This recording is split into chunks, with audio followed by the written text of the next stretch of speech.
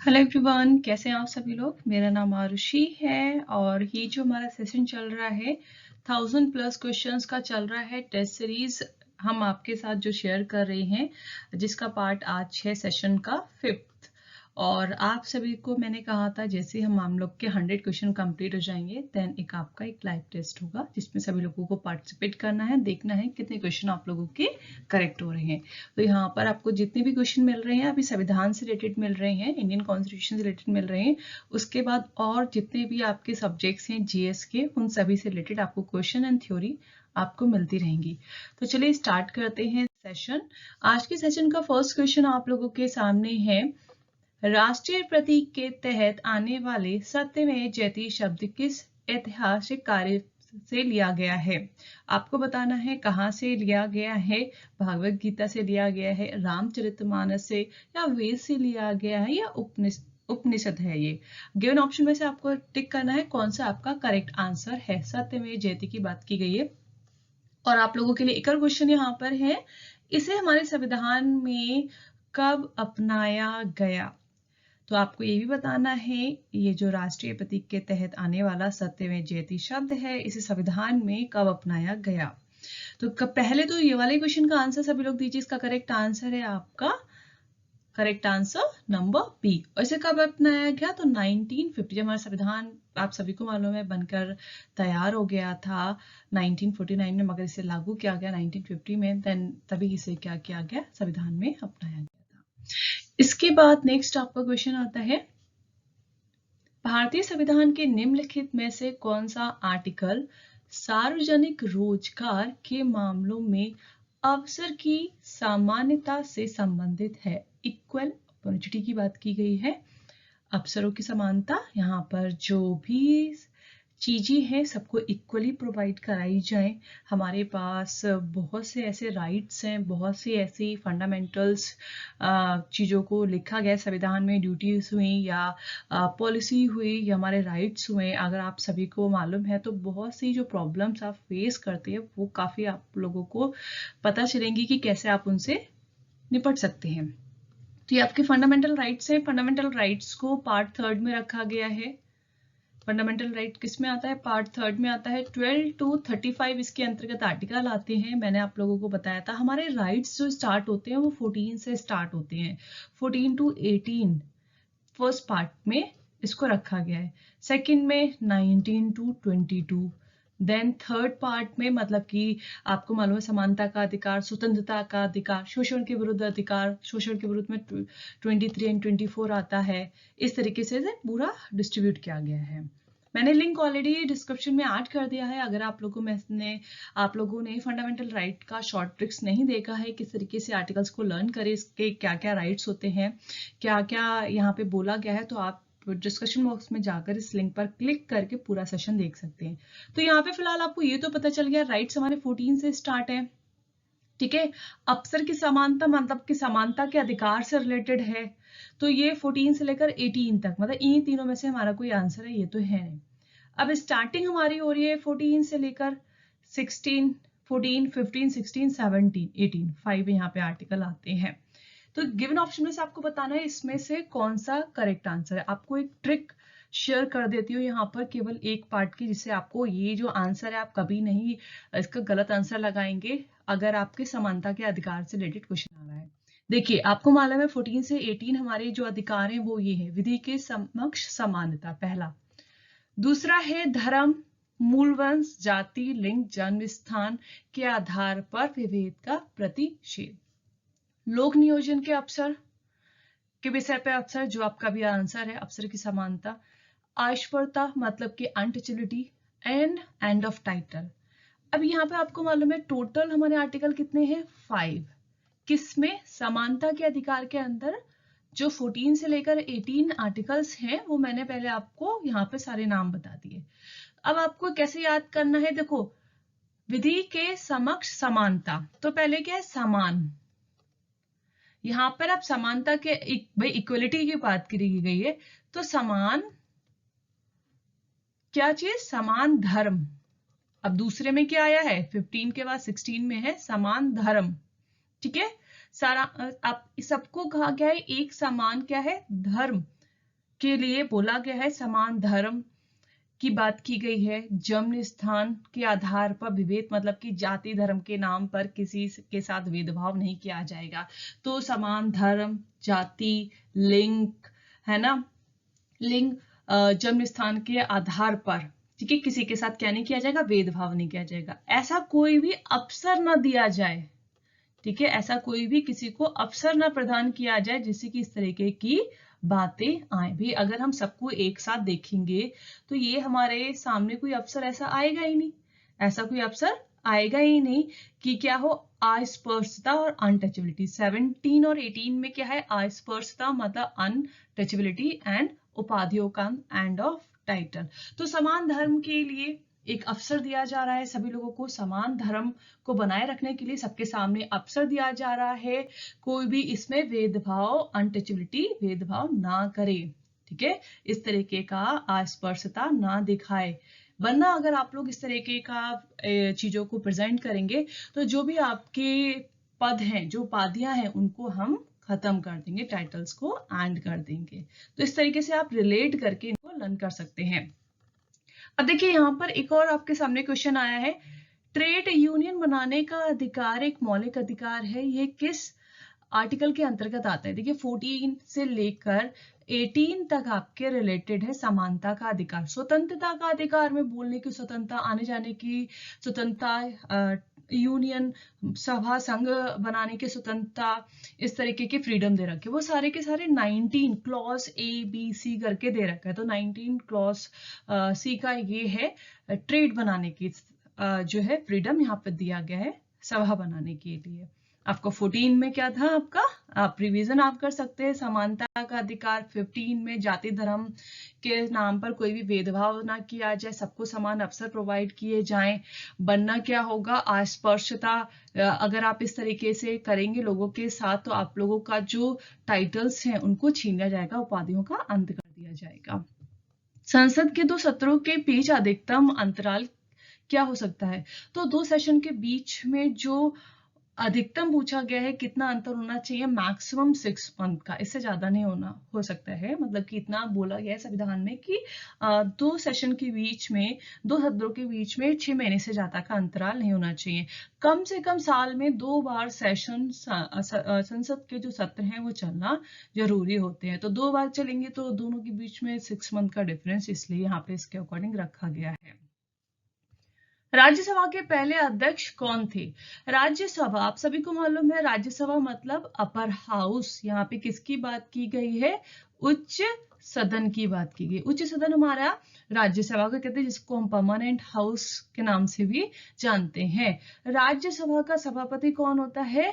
यहाँ पर vice president of India. Vice president India जो होंगे, जब भी इनका वाइस प्रेसिडेंट का जो पद है बेसिकली वो यहाँ पर इसलिए डिफाइन किया गया है, जब भी प्रेसिडेंट अपनी सीट पर ना हो, उनकी डेथ हो गई हो कार्यकाल के दौरान, इम्पीचमेंट के द्वारा उन्हें हटा दिया गया हो, या राष्ट्रपति का सीट किसी कारणवश से खाली हो गया हो, तो ऐसे में जो भी राज्यसभा का सभापति होगा वो मतलब कि वाइस प्रेसिडेंट ऑफ इंडिया, वो कहाँ पे काम करेंगे, एक्टिंग प्रेसिडेंट के रूप में काम करेंगे। तो यहाँ पर आपको मालूम है राज्यसभा का सभापति कौन होता है? उपराष्ट्रपति। उपराष्ट्रपति first vice president of India, ये तो सभी को मालूम है। First vice president of India कौन है? Doctor S Radhakrishnan.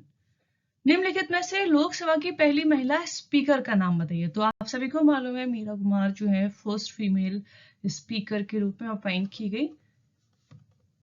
नेक्स्ट आ जाएगा, किसी भी दोषी व्यक्ति की सजा को माफ करना, निलंबित करने या हटाने की शक्ति किसमें निहित होती है? ये देखिए, किसी भी दोषी व्यक्ति की बात की गई है। आप सभी को मालूम है राष्ट्रपति के पास जो पावर्स होती हैं, जिसमें एक आपका पावर है आर्टिकल नंबर 72 में क्षमा याचना या क्षमादान, जिसको हम पार्डन के नाम से भी जानते हैं।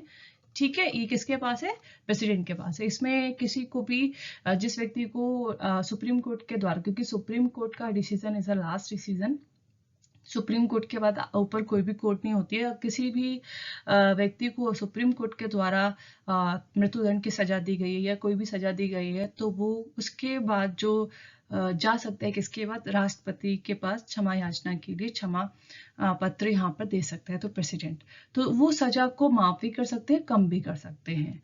तो ये किसके पास पावर आती है? राष्ट्रपति के पास। केवल पावर होती है और स्टेट में गवर्नर के पास पावर होती है। इसका आर्टिकल क्या है? 72 इसको रखा गया है। भारत में प्रधानमंत्री कब तक अपने पद धारण कर सकता है? भाई प्रधानमंत्री लोकसभा के द्वारा ही आता है। भाई लोकसभा के इलेक्शन में हम और आप सभी लोग पार्टिसिपेट करते हैं, जनता द्वारा चुनकर यहाँ पर भेजे जाते हैं मेंबर, और उन्हीं की मेजॉरिटी से उन्हीं के ही नेता को यहाँ पर सब मिलकर अपना पीएम बनाते हैं। तो मतलब कि वो सब लोग ही तो यहाँ पर मेन पीएम को लेके आ रहे हैं। तो लोकसभा जब तक उनका विश्वास है तब तक पीएम है। नीति आयोग के चेयरमैन कौन होते हैं? तो नीति आयोग आप सभी को मालूम है, ये 2015 में आया था नीति आयोग, जिन्होंने रिप्लेस किया था योजना आयोग को। नीति आयोग का जो अध्यक्ष होता है हमेशा प्रधानमंत्री ही होता है। आर्टिकल नंबर 74 एंड 75 किससे संबंधित है? तो आर्टिकल नंबर 74 एंड 75 जो रिलेटेड है काउंसिल ऑफ मिनिस्ट्री से। जो भी मंत्री परिषद है पीएम और उसकी काउंसिल ऑफ मिनिस्टर, उससे रिलेटेड है आपका 74 एंड 75। क्योंकि आप सभी को मालूम है लोकसभा के अध्यक्ष, तो लोकसभा का अगर आपको याद होगा मैंने एक आपको ट्रिक बताई थी सरल। अब आप देखिएगा चीजों को आप खुद ही एलिमिनेट कर सकते हैं, ऑप्शन को खुद हटा सकते हैं।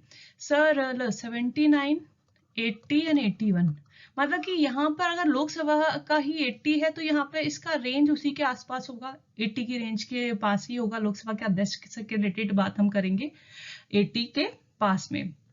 राष्ट्रपति का 52 है, ऐसे ही कैबिनेट मंत्री का। तो आप अपने ऑप्शन को खुद एलिमिनेट करके अपना आंसर टिक कर सकते हैं। भारत के संविधान द्वारा उच्च स्तर पर राज्य की कार्यकारी शक्ति को निहित है। वे राज्य की कार्यकारी शक्ति, अगर हम संघ की बात करते तो हमारा प्रेसिडेंट आता। राज्य की कार्यकारी शक्ति किसमें निहित होती है? राज्यपाल में होती है। ठीक है, शक्ति तो किसके पास होती है? राज्यपाल। हमने कहा ना जो पूरा जो एक वर्क होता है, जो रिस्पॉन्सिबिलिटी होती है वो गवर्नर की, मगर अगर आप देखिए जो पूरी रूप से इसको करता है एक्टिव रूप से, क्योंकि उसकी जैसे सेंट्रल में पीएम उसकी काउंसिल मिनिस्टर, ऐसे स्टेट में सीएम उसकी काउंसिल मिनिस्टर करती है। तो भारत के संविधान द्वारा, हमें तो संविधान के द्वारा देखना है, संविधान में वर्णित जो चीजें हम उसके अकॉर्डिंग आंसर टिक कर रहे हैं। संविधान में लिखा गया है तो राज्य की कार्यकारी शक्ति किसमें निहित होती है? गवर्नर में। विधानसभा द्वारा पारित धन विधेयक जब विधान परिषद में भेजा जाता है तो उसे ये बिल कितने दिन में वापस करना होता है? देखिए आपके पास दो हाउस हैं, सेंट्रल में बात करें या स्टेट में बात करें। यहाँ पर हमारा विधानसभा आ रहा है तो हम स्टेट की बात कर रहे हैं। तो स्टेट में आपके दो हाउस कौन से हो गए? एक विधानसभा जिसको हम लेजिस्लेटिव असेंबली बोलते हैं, और एक हो गया हमारा विधान परिषद जिसको हम स्टेट काउंसिल बोलते हैं। विधान परिषद में अगर हम देखें तो यहाँ पर जो वोट दिया जाता है वो किसके द्वारा? जनता के द्वारा दिया जाता है। यहाँ पर आपके अलग अलग क्षेत्र से यहाँ पर भेजे जाते हैं परसेंटेज, अभी आपको पूरा बताएंगे। अब यहाँ पे कहा जा रहा है विधानसभा द्वारा पारित धन विधेयक। विधानसभा क्या क्वेश्चन है? तो हम विधानसभा पे रहते हैं। विधानसभा मतलब लोअर हाउस। लोअर हाउस में कौन कौन से बिल लेके लाए जाते हैं? तो दो बिल हमेशा याद रखिएगा, स्टेट का बजट हो चाहे स्टेट का मनी बिल हो, धन विधेयक हो, ये दोनों हमेशा कहाँ सबसे पहले प्रेजेंट किए जाएंगे? लोकसभा। अगर हम सेंट्रल की बात करें, स्टेट में बात करें तो विधानसभा में सबसे पहले प्रेजेंट किए जाएंगे। मतलब कि धन विधेयक जो आएगा आपका कहाँ आएगा? विधानसभा में आया। विधानसभा ने मेजोरिटी से पास किया, भेज दिया विधान परिषद में। विधान परिषद इसको देखेगी, ठीक है तो पास करेगी। अगर लगेगा कुछ चेंजेस है तो वो चेंजेस करने के लिए कहाँ भेजेगी? फिर से विधानसभा में इसने भेज दिया प्रस्ताव को। विधानसभा चाहे तो उनको माने और उसको चेंज करके दोबारा से भेज से पास होने के लिए, चाहे वो एज जैसे उन्होंने पहले भेजा था बिना चेंज करके इसको वापस कर दे। नहीं, हमने जो पहले बातें कही थी प्रस्ताव में वो हमारे ठीक है, आपको पास करना है। अब इनके पास अभी चेंजेस हो गया तो पास करेंगे, नहीं चेंज हुआ तो इनके पास केवल कितने दिन का समय है, बस ये कहा गया है कि ये वापस करना होता है। तो 14 डेज अगर आप करते हैं तो 14 डेज में करिए, वरना ये खुद ही पास मान लिया जाता है। मतलब आपको इतने दिन दिया गया, करिए तो करिए, वरना मनी बिल से रिलेटेड विधान परिषद के पास कोई भी सच कोई पावर नहीं है। सारी पावर होती है लोकसभा के पास और स्टेट में विधानसभा के पास। धन विधेयक मनी बिल लेके आता है हमेशा लोअर हाउस। याद रखिएगा, धन विधेयक हमेशा लोअर हाउस में आता है, जाता जरूर अपर हाउस में है पास होने के लिए, मेजॉरिटी से हो तो पास करिए, नहीं है तो फिर 14 डेज बाद उसको दोबारा में, ठीक है, सेकेंड टाइम में उसको मंजूरी मिल जाती है। मनी बिल का आर्टिकल मैंने बहुत बार बताया आप लोगों को, मनी बिल का आर्टिकल क्या है। तो मनी बिल का आर्टिकल है आपका 110, ठीक है। मनी बिल का आर्टिकल क्या है, 110 में रखा गया है।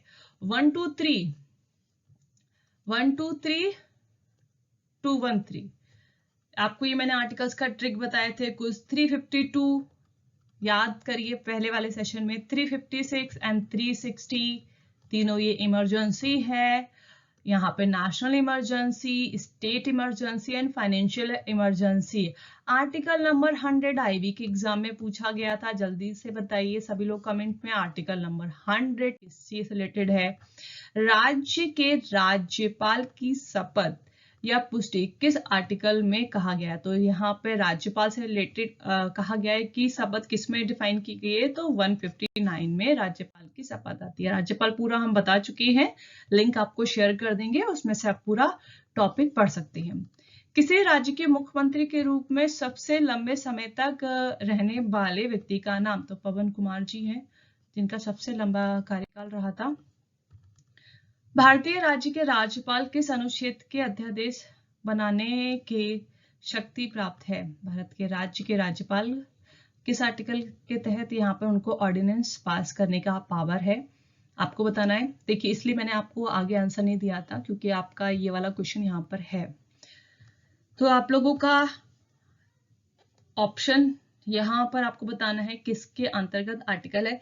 तो ऑर्डिनेंस सबसे पहले जान लेते हैं, ऑर्डिनेंस का आर्टिकल पूछा गया, ऑर्डिनेंस होता क्या है। ऑर्डिनेंस वो पावर होती है जब लोकसभा या विधानसभा जो हमारे सदन है वो उसके सेशन नहीं चल रहे हैं और अभी तुरंत क्या है एक्शन लेना है। कोई भी इमरजेंसी होती है, जैसे कि आपने देखा काफी बार स्टेट में या सेंट्रल में इस तरीके की प्रॉब्लम आ जाती है, उसमें तहत सेशन नहीं चल रहे होते या सत्र अभी स्टार्ट नहीं होने वाले हैं, और ऐसे में राष्ट्रपति या गवर्नर को तुरंत कोई एक्शन या फिर तुरंत कोई निर्णय लेना है, तो उसके पास वो पावर दी गई है कि सेशन ना चलने पर भी आप अपना जो है उस समय आप अपने कार्य को कंटिन्यू कर सकते हैं, क्योंकि मेजॉरिटी हम बाद में ले लेंगे, जो पूरा 2/3 की मेजॉरिटी चाहिए। तो ऐसे में राज्यपाल का यहाँ पे पूछा गया, राज्यपाल के पास ये शक्ति है, वो किस आर्टिकल के तहत है? तो 213 में। यहाँ पर जो पहला वाला है 123 प्रेसिडेंट का लिखा गया है, ये किसका है? प्रेसिडेंट का। प्रेसिडेंट के पास पावर होती है जब दोनों में से कोई भी हाउस नहीं चल रहे हैं और उसको तुरंत कोई निर्णय लेना हो तो वो ऑर्डिनेंस पास कर सकता है, जिसे बाद में सदन में पेश किया जाता है सेशन के चलने पर। ऐसे ही गवर्नर के पास आर्टिकल 213 में ये पावर होती है, जब दोनों में से कोई भी हाउस नहीं चल रहे हैं और उसे तुरंत कोई निर्णय लेना है तो वो ऑर्डिनेंस पास करता है, जिसे बाद में जब सेशन लगता है वहां पर उसे प्रेजेंट किया जाता है। उसकी लिमिट भी अभी हम डिस्कस करेंगे।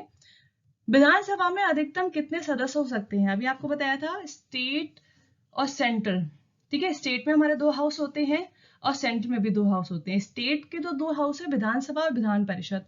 तो विधानसभा में अधिकतम कितने मेंबर्स हो सकते हैं, क्योंकि ये फिक्स आपका डिपेंड करता है, स्टेट में जो मेंबर होते हैं डिपेंड करते हैं अकॉर्डिंग टू पॉपुलेशन। वहां पे जो मेंबर होंगे वो जनसंख्या के आधार पर होते हैं, मगर सीटें तो होंगी ना कि हम इतनी सीट से ज्यादा यहाँ पर नहीं ले सकते हैं जनसंख्या। तो देखिए बहुत से स्टेट में बहुत से, यूपी सबसे नंबर 1 चल रहा है, तो ऐसे में सीटें तो हम फिक्स करेंगे ना कि चलिए हम जनसंख्या के आधार पर यहाँ पे हम व्यक्ति लेके आएंगे, मतलब उनकी तो संख्या फिक्स होगी ना सीट की।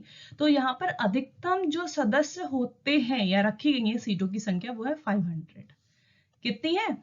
विधानसभा में मैक्सिमम 500 और मिनिमम 60 होना चाहिए। ये किसका है? विधानसभा का। और विधान परिषद में 1/3 of state assembly.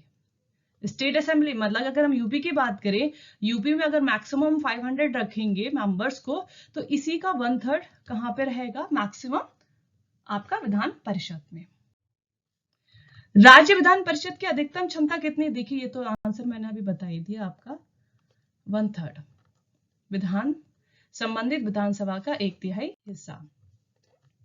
Vidhan Parishad में राज्यपाल द्वारा कितने सदस्य मनोनीत किए जाते हैं? कितने सदस्य राज्यपाल के द्वारा?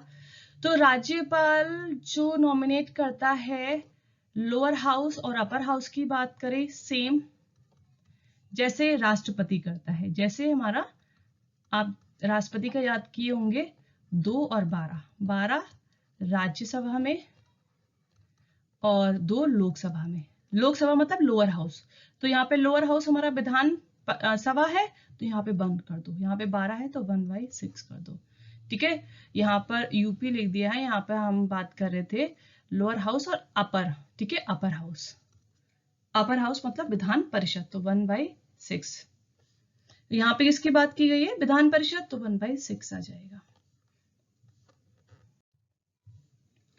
भारत की संसद यहाँ पे कहा गया है द्विसदनीय विधायिकी है जिसकी रचना, मतलब पार्लियामेंट हमारा जो बना है वो किन किन चीजों की, मैंने बहुत बार आपको बताया है। संसद मतलब लोकसभा और राज्यसभा ही नहीं होता है। ये संसद तभी कंप्लीट होगी जब इसके साथ हमारा राष्ट्रपति भी होगा। ये पूरा हमारा कहलाता है पार्लियामेंट। लोकसभा, राज्यसभा और प्रेसिडेंट, इन तीनों को मिलाते हैं तब हमारी संसद कंप्लीट, क्योंकि लोकसभा राज्यसभा में कोई बिल पास हुआ, जब तक प्रेसिडेंट के साइन नहीं होंगे तब तक कुछ नहीं होगा। ठीक है, तो आई होप सारे क्वेश्चंस आपको क्लियर हो गए होंगे। अगर कोई डाउट, कोई क्वेरीज हो तो कमेंट में जाकर आप पूछ सकते हैं। और अगर आप में से बहुत से लोग ये कह रहे थे कि मैम थ्योरी का, तो थ्योरी ऑलरेडी इस पर हो चुकी है। सारे टॉपिक, संसद भी हो चुका है, लोकसभा, राज्यसभा, विधानसभा, प्रेसिडेंट का लर्न करने का ट्रिक, उनके आर्टिकल्स को, उनके नामों का ट्रिक, टैग हो गया, अटॉर्नी जनरल ऑफ इंडिया हो गया है, इलेक्शन कमीशन, जो लैंग्वेज है, मोस्टली आपके टॉपिक कंप्लीट हो चुके हैं इंडियन कॉन्स्टिट्यूशन के। आप चाहिए प्लेलिस्ट में सारे आप पॉलिटी के सेशन को अटेंड करिए, क्वेश्चन आंसर सॉल्व करिए, और उसके बाद भी अगर कोई ऐसा टॉपिक है जिसमें आपको प्रॉब्लम है तो कमेंट बॉक्स में आप उस टॉपिक का नाम लिखकर भेज दीजिएगा, जो भी आपके डाउट एंड क्वेरीज है। तो थैंक यू एवरीवन, मिलते हैं नेक्स्ट सेशन में एक और टॉपिक के साथ। Bye, have a nice day.